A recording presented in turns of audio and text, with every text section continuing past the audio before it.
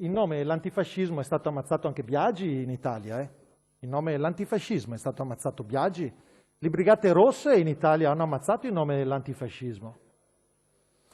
In nome dell'antifascismo non sempre si promuovono quelli che sono i valori della tolleranza, della libertà, della democrazia. Tant'è che ci sono fior di regimi antifascisti che sono totalitari, illiberali, antidemocratici e criminali.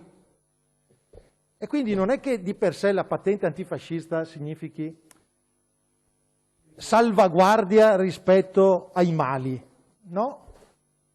Anche l'antisemitismo, ad esempio, che viene citato, quante manifestazioni ricordo io, ma non andando a catturare la memoria dei miei nonni, ma la mia personale, nelle quali i centri sociali o movimenti di sinistra, di estrema sinistra, bruciano le bandiere di Israele. Allora, noi siamo assolutamente d'accordo nel condannare ogni forma di intolleranza, di omofobia, di razzismo, di persecuzione di ideali che non siano legati alla libertà e alla democrazia.